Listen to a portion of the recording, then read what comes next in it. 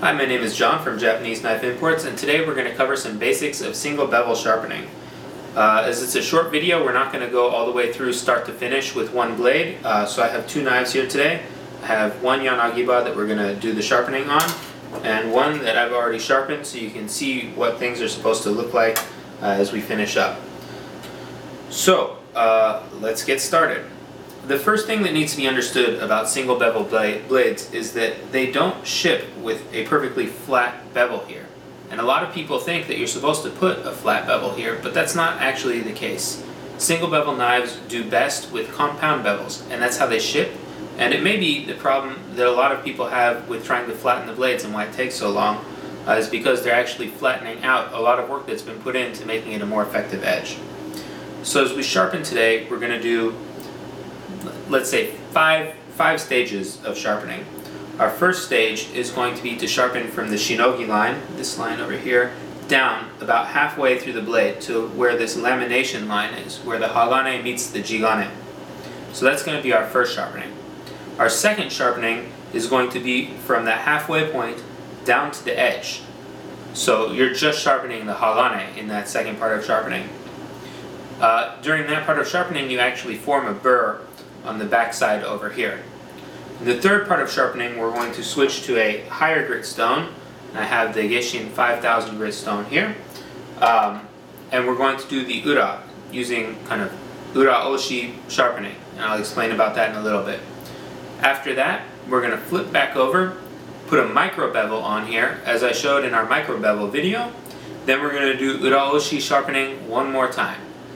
And that should pretty much leave us with the kind of edge that we want. You may want to deburr on newspaper after that, but for the most part, you have an edge the way you want it with that basic technique.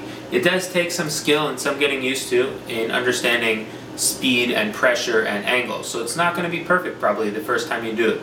But I think with practice, this is something that's pretty much achievable by anyone out there who wants to take the time to do it.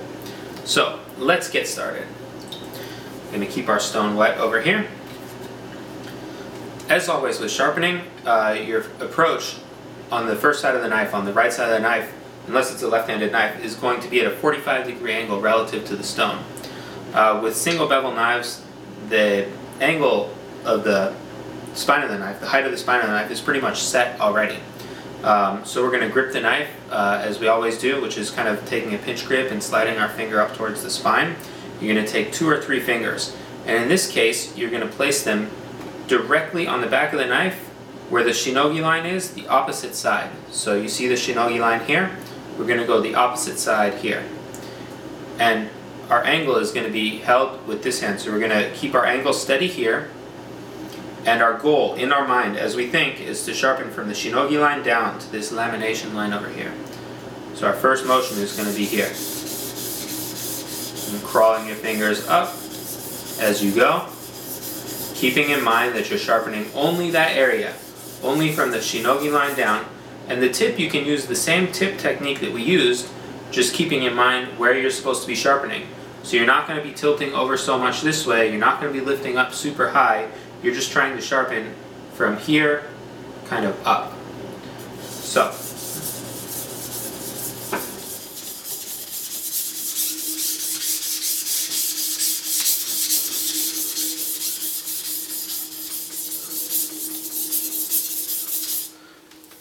So now we've sharpened this first part of the knife from the shinogi line down to about halfway through. Our second sharpening is going to be from that halfway point down towards the edge. So we're going to do the same thing. We're going to hold the knife at that 45-degree angle approach, but instead of placing our fingers directly behind the shinogi line, or on the back side of the shinogi line, we're going to place them a little bit further down the blade towards the edge. And in addition to that, you make the slightest adjustment up with your right hand to adjust the angle of the blade. Very, very, very slight. Not too high, or you won't get enough of a bevel. It will be a very small bevel. You won't be getting that whole area that we're trying to get. And you're going to hold that angle steady with this hand, using again this hand to do your pushing and pulling and adjust your pressure. With your fingers a little bit closer to the edge this time, we'll start again.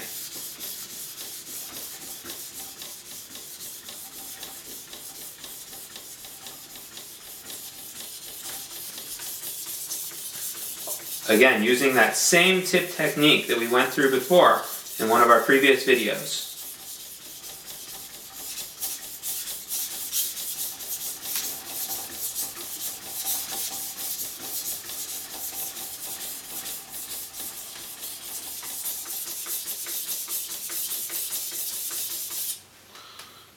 It's important as you sharpen the tip area to not remove so much extra metal here, or to not remove too little metal here. You want to maintain this kind of subtle curve of the edge.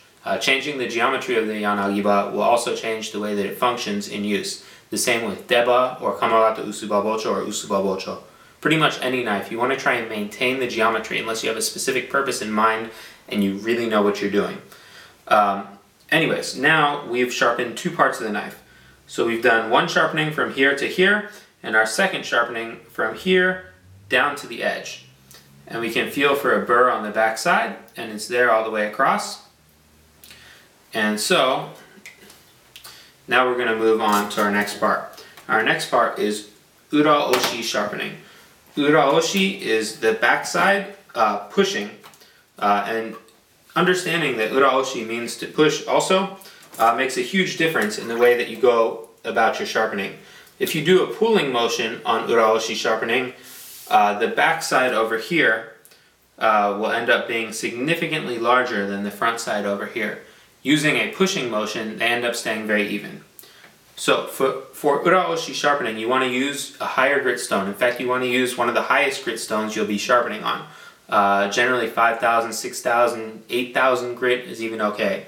Going too low, you take off too much metal on the back, and over time it's not great for your knife. So for uraoshi sharpening, we're gonna grip the knife, pinch grip, sliding our thumb up and using our index finger at the heel of the knife. Again, 2 or 3 fingers over the shinogi line, or kind of in the middle of the blade, and your pressure stays on the pushing. Lighten up on the pull back. Pressure on the pushing, lighten up on the pull back. And moving up the blade. You notice I start at a perpendicular approach because I can't have the handle being in the way of my sharpening. And as I move down the blade, I kind of transition back to that 45 degrees. As I move towards the tip, I actually take a more perpendicular approach.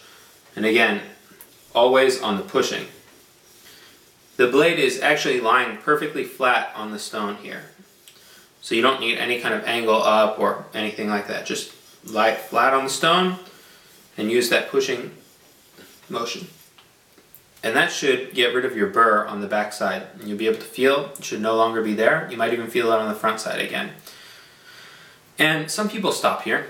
Some people don't put a micro bevel on the blade, but there's a reason for putting a micro bevel on the blade. Right now, the edge is ground so thin that it's going to be extremely fragile when you start to cut things with it. And some craftsmen, they take the knife and they kind of roll the edge along their thumb, along their nail to see, and you can see the blade flex.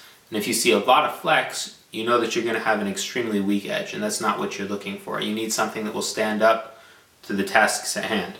So, we've done our sharpening now. We're going to go back to our medium grit stone. Actually, yeah, let's do the medium grit stone. We'll blend bevels together. So now you have 2 distinct bevels here. We're going to kind of blend them together using a rolling motion.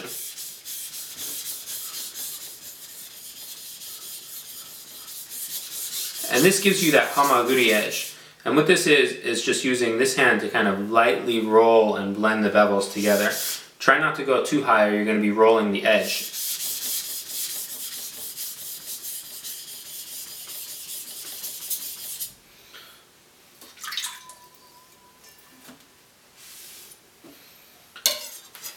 So for the micro bevel again, we're going to switch back to our fine grit stone.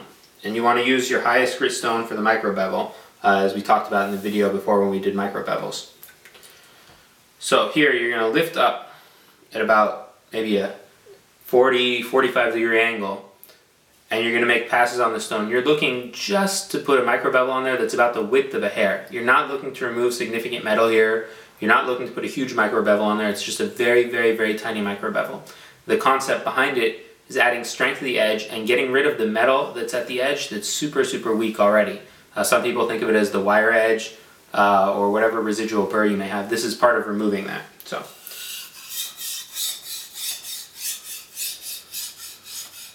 And as you get towards the tip, you're going to have to actually lift up your handle hand to be able to follow the curve a little bit as you go.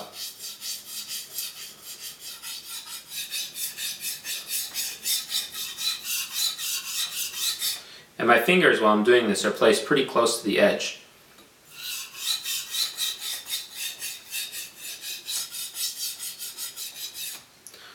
So now I look at the blade and I can see a little glimmer about the width of the hair at the edge there. And I know that I've gotten my micro bevel on there. So I'm going to do one more time, uraoshi sharpening. Remember, always on the push.